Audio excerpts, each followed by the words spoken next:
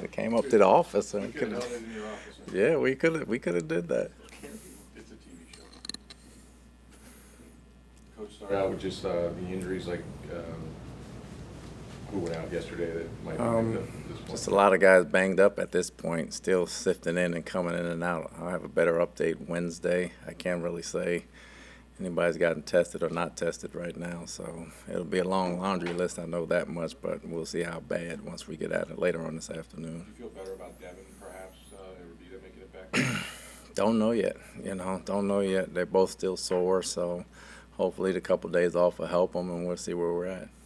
Tough to go without Vita against a team that prides itself on running the ball as much as Atlanta does. What do you think were the keys to keeping their run game in check yesterday without him in the middle? I thought Gaines did a heck of a job coming in, filling in for me. Played a bunch of snaps more than usual. I thought he handled himself very well. I thought KJ and Levante did a good job getting us in and out of calls by what we see, and everybody ran to the ball pretty good.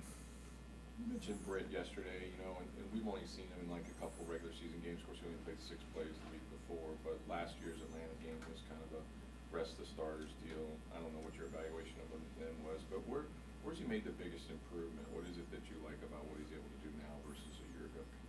I think the mental part of the game slowed down for him. Getting live reps and the mental part slowing down, become more of a vocal leader.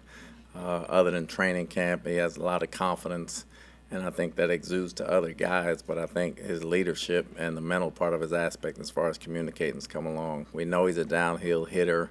We know he can run side to side and take on linemen and do all those things. But his leadership and understanding the game has really came on. Cade Otton has 6 touchdowns in 2 years, but 3 of them are in the final minutes of games to give you the lead. Just ask you what you think about him makes quarterbacks trust him in such a huge moment like yesterday was. Cade's always going to be where you expect him to be. He's never going to be out of position. He's always going to run the right route. He's always got sure hands. He's always going to do what he's supposed to do. You know where to find him if somebody's in trouble. You know where to find him, and you know he's pretty reliable, and he has a good catch radius, so he's become very reliable. And on that throw, it looked like it was pretty much, Baker went right to him. It was by design on that play, it seemed. Well, based on the coverage, it was by design. He got a good read on it, and the 7 route was there for Cade, and if he didn't catch it, nobody would catch it. Baker made a heck of a throw. Cade came through. He's not a high volume catch tight end, but he doesn't come off the field. So I would think that at some point, like, in addition to being in tremendous shape, because that can also affect how many routes you can run effectively and that. But like, how is he able to stay on the field as much as he does? He does a lot of things for us. He's very steady. When we ask him to block, he blocks ends, he blocks backers, he runs routes, he runs pick plays. He does a lot of things for us. He's invaluable that way. I keep saying it all the time. He's our most unsung hero over there right now. But he does a lot of things, and he's very steady. He's very smart.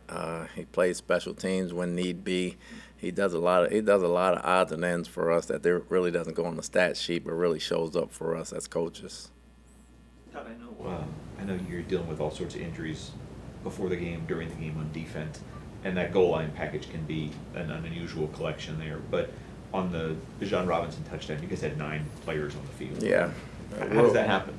Well, Will got hurt a little before that, and it wasn't gotten back to the coaches in time, so that happened with one, and we had somebody come off the field on the other one. Coach, you're usually so stoic on the sideline, but there were times yesterday where you were demonstrative with your emotions. Is that just underscore? Demonstrative? Jesus. Demonstrative. It's playoff time. We got to go. High-level game, high-level emotions. You told these guys a little while back, 8 days to first place. And it sounds good, right? But there's a buy-in there by these guys that they kind of had that focus. And sometimes maybe it's just something like that. But what did you see during those 8 days from this team that made them believe that they could get back into first and control their destiny?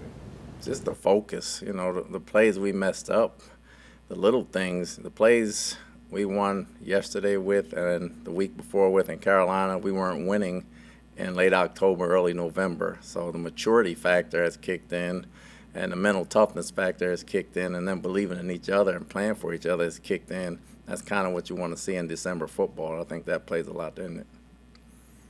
And it was similar almost to Houston in this element of the game with, and I know it was a better game offensively in Houston, but with Baker in that situation, taking them down, getting a late score. This time your defense, stops them at the 3-yard line and you win. But in those moments, and Baker has said something, I wish we could start with the urgency that we kind of finished the game with. But what is it about this offense and this group of guys that, that's a high leverage, 3rd and 10 is not a winning down, right? And he makes a perfect throw to a guy that's played a lot of football, Chris Godwin. It's not. And again, we learned from the middle of the season. There's some things that we had in the middle of the season we didn't cash in on that we're playing better now, that we're executing now because of certain guys being in those situations quite a few times. So, the urgency at the end of the game is always at a high level. I think the confidence in which we can complete them now offensively and try to stop them defensively is there. So the confidence is there from that aspect in December, where I don't think it was as much during the middle of the season. And we got a lot of guys playing, a lot of different guys playing, a lot of new guys playing, and I think this time of year it's time for them to settle down and just play comfortable football as far as mentally, and I think they're doing that. One of those guys was nicked up earlier this year, but Chase Edmonds gave you a lot yesterday, 5 yards a carry, gave you 8 carries and a catch. So, he's had this ability. What is it, just his health now, just being back in the flow, time in the offense? Like, what do you think was the difference for him yesterday? Well, he's healthy. When he first got hurt, he spent a lot of time out of the offense, but getting an opportunity to play, I thought the line did a great job getting them open that way. And he can make some one cuts. He's a one cut downhill runner. He makes some very good cuts, and he runs pretty hard, and he's pretty quick through the hole.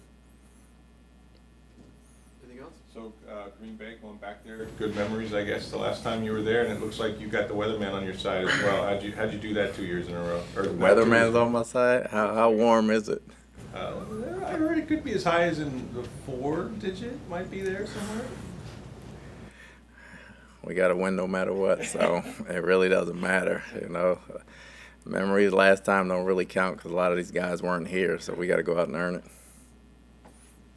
Thanks.